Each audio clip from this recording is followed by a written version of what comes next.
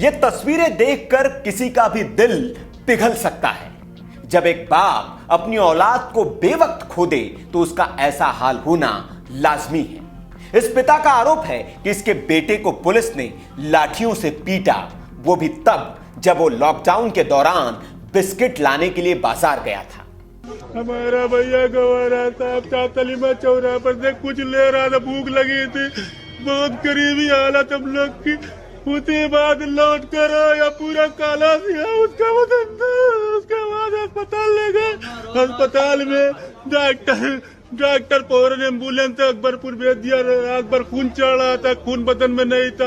रात के 2 बजे दम निकल गया। मेरे बच्चा का, मेरे लाल का, मेरे भैया का, अरे मोरे भैया, अरे मोरे भैया तू कहाँ। पिता के इस आरोप के बाद कई नामी अखबारों ने, सोशल मीडिया पर चल रहे अफवाहों के अड्डों ने इस खबर को हाथों हाथ लिया और यूपी पुलिस को कातिल घोषित करने का खेल शुरू हो गया। इस खबर को हाथों हाथ इसलिए भी लिया गया क्योंकि मरने वाले का नाम रिजवान था। किसी ने लिखा कि आटा लेने गए रिजवान को पुलिस ने पीट पीट कर मार डाला, तो किसी ने लिखा बिस्किट लेने गए रिजवान की पुलिस ने हत्या कर दी और गोदी मीडिया इस पर चुप है। सोशल मीडिया पर मोदी सरकार और योगी की पुलिस को कोसने वालों को एक मौका मिल गया और ट्विटर से लेकर फेसबुक तक इस खबर को परोसकर यूपी पुलिस को विलन साबित करने की होड़ शुरू हो गई। लेकिन क्या यह वाकई सच है कि पुलिस ने एक मासूम की जान ले ली? वैसे भी अफवाहों के इस दौर में पुलिस की छवि काफी खराब की जा चुकी है और उस पर किसी को भरोसा नहीं बचा है। लोगों ने मान लिया कि पुलिस ने ही रिजवान का कत्ल किया है, लेकिन कहते हैं कि झूठ ज्यादा दिनों तक नहीं टिक सकता और पुलिस ने इसे साबित कर दिया। मामले की जांच की, सीसीटीवी फुटेज खंगाले और इलाके के लोगों के बयान लिए गए तो झूठ बेनकाब हो गया और सच सामने आ गया। मोहल्ले के जिस डॉक्टर ने रिजवान का इलाज किया था उसने सारा सच बता दिया। डॉक्टर साहब, जो अभी घटना हुई, जो रिजवान मरा है, उसके बारे में कुछ क्लू हम लोगों को मिला है कि मतलब कि आप क्यों इलाज कराया? हाँ। उसके बारे में जरा आप अपना नाम बता दें। मेरा नाम डॉक्टर अब्दुल हकीम है। हाँ।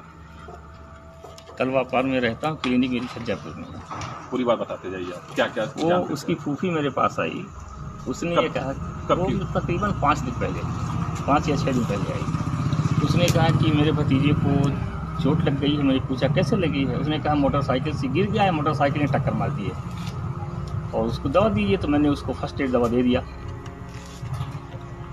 फर्स्ट एड मैंने उसको दवा दे दिया। दूसरे दिन फिर आई और वो कहने लगी कि आराम नहीं हुआ। तो मैंने कहा किसी दूसरे को दिखा दो। उसने फिर दवा ले गई। मैं सुबह को घर से आ रहा था, फिर अपने उसके घर गया। मैं उसको देखा कि दाहिने पैर में उसको चोट लगी है और जख्म है। जख्म है, लगा है यहाँ पर, इस थाई में, जांग में, और बाएं पैर में स्वेलन है। तो मेरे ख्याल से बाएं पैर में इन्फेक्शन हो गया। तो मैंने उससे कहा कि भाई दूसरे को दिखा दो, एक्सरे करा लो और ले जाके कहीं पर दिखा दो। तो मैंने उनसे पूछा कि मोटरसाइकिल पर ऐसा क्यों बैठते हैं, कोई चोट लगी? तो लोगों ने कुछ कहा नहीं। ये नहीं कहा कि पुलिस ने मारा है या क्या मारा, इसकी खबर मोहल्ले में किसी आदमी को नहीं पता या उन्होंने हमको बताया नहीं। आखिर दम तक कि पुलिस ने मारा। ये है पूरी कहानी। नहीं तो आप उसको घर पे गए थे देखने? मैं घर पे गया था। घर पे भी आपको नहीं कहा? घर पे मैंने पूछा, घर पे भी नहीं बताया। बस मोटरसाइकिल के गिरने की बात? हाँ, मोटरसाइकिल गिरने की बात। मैंने पूछा क्यों मोटरसाइकिल पे ऐसा बैठते हो कि गिर जाते हो, इतनी चोट लग जाती है? तब भी वो कुछ नहीं बोले। आप उसके पारिवारिक डॉक्टर हैं क्या? हाँ, मैं पारिवारिक डॉक्टर। तो उस लड़के के बारे में बताइए, कैसा वो लड़का तो उसके बाप ने उसके घर से निकाल दिया था। वो ठेला चलाता था, मोहल्ले में रहता था, घर जाता नहीं था। उसके बारे में खबर है कि वो चरस वगैरह भी पीता है या जो दवा चलती है इंजेक्शन भी लगाता है। वो दुबला पतला था, उसके बारे में खबरें भी लोग बताते हैं। आपको क्या लगता था? मुझको लगता है वो भी रहा है एकदम दुबला पतला, एक झापड़ मारो तो मर जाएगा वो। क्या वो जो चोट जो है उससे चोट से मृत्यु संभव है? जो हाँ, चोट से सेप्टिसीमिया हो सकता है। जो पिता अपने बेटे को अपना सहारा बताकर रो रहा है, उस पिता ने इस बेटे को घर से निकाल दिया था। ये बात इलाके के डॉक्टर साहब बता रहे हैं। ये भी मजहब से मुसलमान हैं। हिंदू होते तो शायद इनकी बात पर आपको शक होता।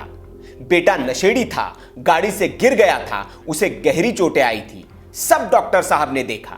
तो फिर ये पिता किसके कहने पर और किस लिए झूठ बोल रहा था? ये बड़ा सवाल है। अब रिजवान की पोस्टमार्टम रिपोर्ट भी आ चुकी है और उसके मौत की वजह भी सबके सामने है। ये कल जो है टांडा कस्बे में एक रिजवान नाम के व्यक्ति की मौत हुई थी, जिसमें उसके परिजनों ने आरोप लगाया था कि इसकी मौत पुलिस की पिटाई से हुई है। जो अब तक के सभी साक्ष्य थे, सीसीटीवी कैमरों की तलाश की गई, वहाँ के लोकल डॉक्टर का बयान लिया गया, वहाँ की सीएससी के डॉक्टर का बयान लिया गया। उसके अलावा कल उस मृतक की जो पीएम रिपोर्ट थी वो भी आ गई। उसमें लाठी की कहीं से कोई चोट नहीं है पूरे उसके शरीर पर, और जो उसमें पीएम रिपोर्ट में है कि उसके फेफड़े में और उसके हार्ट में इन्फेक्शन था। और इसके अलावा उसको जो है, जो मोटरसाइकिल से गिरने की बात आ रही थी, वो गिरने वाली चोटें भी थी, जिसके कारण उसकी मृत्यु हुई थी। सच पानी की तरह साफ है कि रिजवान को पुलिस ने नहीं मारा। जिन लोगों ने जल्दबाजी में खबरें चलाई, क्या अब वो यूपी पुलिस से माफी मांगेंगे?